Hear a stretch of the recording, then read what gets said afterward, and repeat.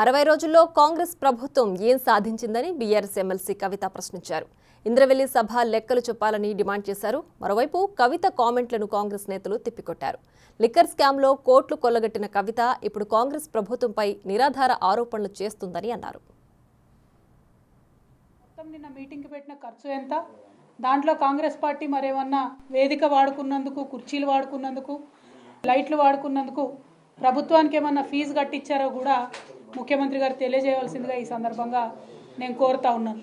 కానీ ఈ 60 రోజులలోనే మీ యొక్క పొలిటికల్ వైఖరి ఏంటి, రాజకీయ పరంగా మీరు తీసుకుంటున్నటువంటి నిర్ణయాలు ఎట్లున్నాయి, తెలంగాణ ప్రజలకు ఎప్పటికప్పుడు చెప్పాల్సినటువంటి బాధ్యత ప్రతిపక్షంగా మా మీద ఉంది. కాబట్టి ఖచ్చితంగా కొన్ని అంశాలను ఇవాళ ప్రజల ముందు చెప్పదలుచుకున్నాం. మీరు ముఖ్యమంత్రిగా ఉన్నట్టుగానే మీరు అన్ని పదవులు అనుభవించి శాసించి ప్రతి ఒక్క మంత్రిని డమ్మీ చేసి అప్పటి హోంమంత్రి మహమూద్ అలీ గారు చెప్తే కానిస్టేబుల్ ట్రాన్స్ఫర్ కూడా కానీ మీరు చేయించారు. మీరు రాష్ట్రాన్ని మీ కబంధాస్తాల్లో పెట్టుకొని రాష్ట్రాన్ని శాసించి రాష్ట్రాన్ని దోచుకొని రాష్ట్రాన్ని సర్వనాశనం చేసి 7 లక్షల కోట్ల అప్పులు చేసిన మీరు, కొన్ని వేల ఎకరాల భూమిని బకాసురులాగా మింగేసిన మీరు, ఏ డిపార్ట్మెంట్లో పోయినా అన్ని లొట్టలు చేసిన మీరు ఈరోజు కాంగ్రెస్ ప్రభుత్వాన్ని విమర్శించడం ఎంత మట్టికి న్యాయం తల్లి? మీకు చెప్పమ్మా.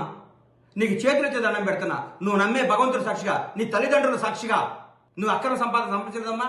ఒక ఆడబిడ్డవి నీ మీద లిక్కర్ స్కామ్ రావటం మీ తల్లిదండ్రులకు ఎంత అవమానం అమ్మా. మీ తల్లి ఎంత క్షోభపడి ఉంటుందమ్మా నీ వల్ల.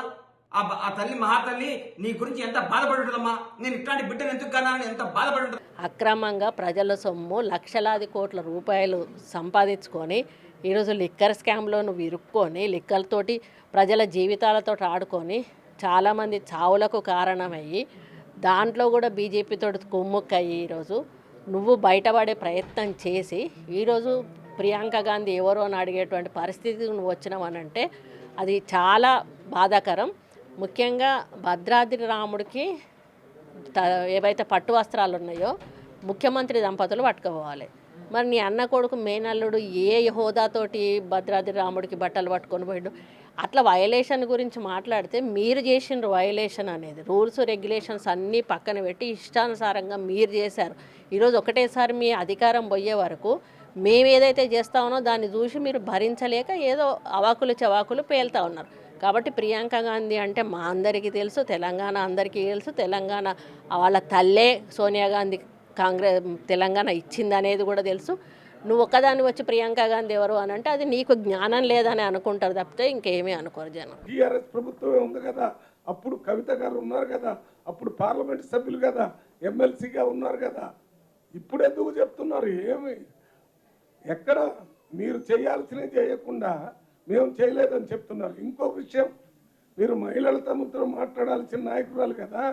మీరు 2014 నుంచి 18 దాకా టీఆర్ఎస్ ప్రభుత్వంలో క్యాబినెట్లో ఒక్క మహిళకు కూడా అవకాశం ఇవ్వలేదు. మహిళలందరూ మీకు చులకన భావం ఉంది.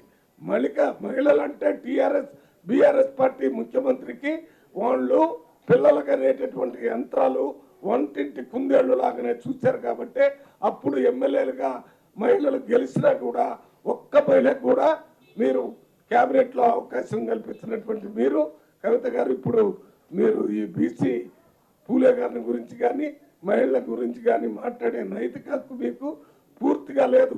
వీళ్ళందరికీ న్యాయం మేము చేస్తాం.